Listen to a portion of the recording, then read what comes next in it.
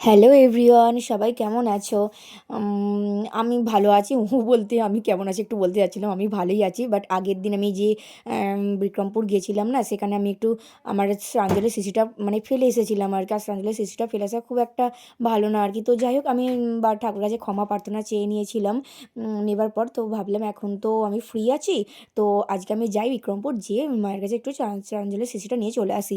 তো দেখো, আমি বিক্রমপুর চলে এসেছিলাম মায়ের মন্দির আর কি। এটা সেইভাবে দেখাবো না, কেননা কি বলবো তোমাদেরকে, যে এটা তো তোমরা বারবারই দেখেছো যে আমি বিক্রমপুর মাঝের মধ্যেই কালী মার কাছে যাই। আর আমার কালী মা তো মানে ভীষণ মানে মায়ের মতো।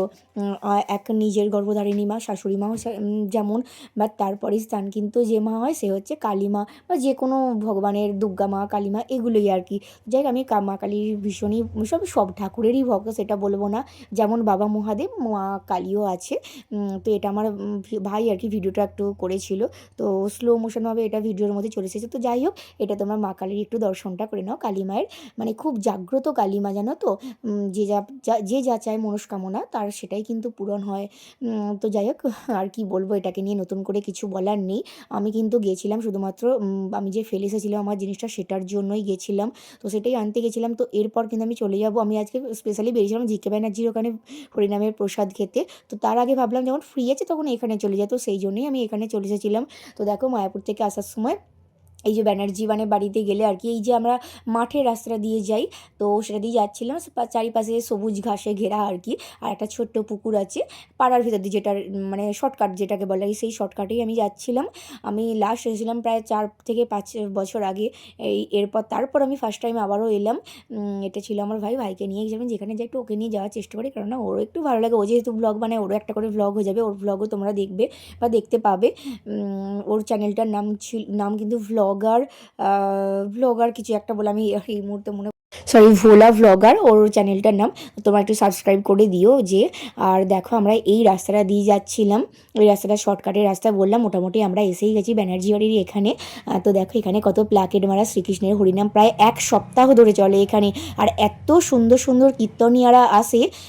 সারা দিন, মোটামুটি সারা দিন কীর্তন হয় এখানে। মহাপ্রভু যেহেতু আছে এখানে, মহাপ্রভুর জন্য প্রতি বছরে একবার করে হরিনাম কীর্তন হয়।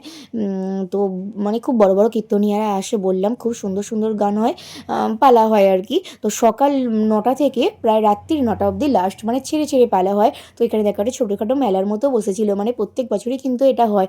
আর যারা হরিনামের গলায় মানে আর কি মালা নেয়, বাকি গলায় নিয়ে হরে কৃষ্ণ নাম কীর্তন করে, সেগুলোও বিক্রি হচ্ছিল। তো দেখো, এখানে ভিড়টা দেখো। আগে আগে কিন্তু প্রচণ্ড ভিড় হতো, তবু তারই মধ্যে ভিড়টা এখন অনেকটা কমে গেছে।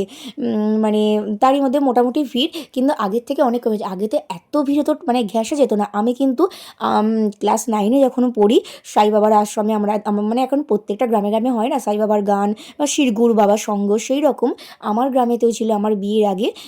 যখন ক্লাস 9-এ পড়ি, তো তার আগে দেখো এখানে একটু স্নানজল নিচ্ছিলাম মহাপ্রভুর। আমি 2 টাকা দিলাম, দিয়ে স্নানজলটা নিয়েছিলাম। আর এখানে ছিল খাবার লাইন। তো দেখো, আমি যেটা বলছিলাম যে ক্লাস 9-এ যখন পড়ি, তখন আমি কিন্তু এই ব্যানার্জি বাড়ির এখানে প্রসাদের যারা খাবে তাদের কিন্তু পাতা পরিষ্কার করার জন্য আমি এসেছিলাম একবার, তখন আমি ক্লাস 9-এ পড়ি। তো সাই বাবার আশ্রম থেকে আমাদেরকে নিয়ে গেছিলো। তো আমার তো মনে হয় না এগুলো কোনো খারাপ কোনো কাজ, আমার মনে হয় অনেক পুণ্য, মানে এগুলো করলে হয়তো অনেক পুণ্যতা লাভ করা যায়। জানি না, কিন্তু সেই লোভে তো আর করলে আর হবে না যে আমি পুণ্য পাবো, নিজের মন থেকে তাদের। তো যাই হোক, আমি এসেছিলাম তখন ক্লাস 9-এ পড়ি, পাতা পরিষ্কার করেছিলাম, মানে সবার পাতাগুলো আর কি নিয়ে নিয়ে ফেলে দেওয়া, সেই কাজটাই করেছিলাম আমি। আমার একটা বান্ধবী ছিল, বা আমার পাড়ারও ভাই বোনের সবাই ছিল, সবাই মিলে এসেছিলাম আমাদেরকে যারা সাই বাবার আশ্রম থেকে নিয়ে যেত। আমি অনেক নাচ গান বা নাটকও অনেক জায়গায় করেছি আর কি। খুব ভালোও করেছি, মানে খুব ভালোভাবে পারতাম।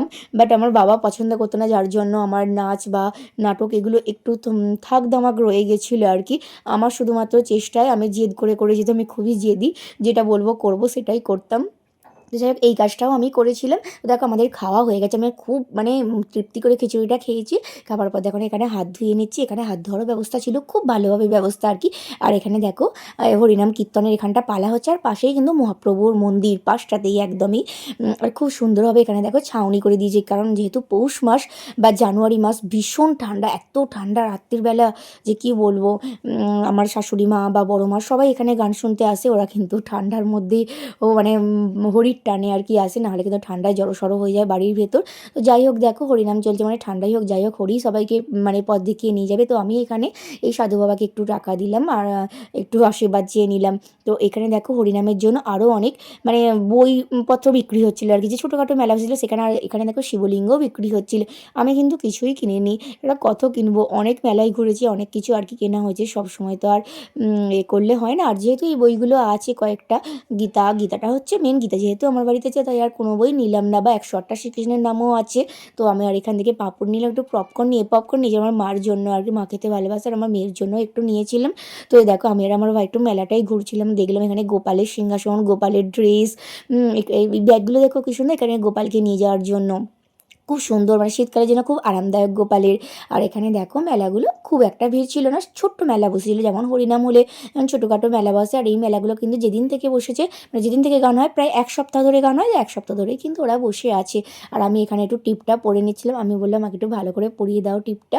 তো উনি কিন্তু এই বৈষ্ণবজি আমাকে একটু টিপটা পরিয়ে দিয়েছিলেন।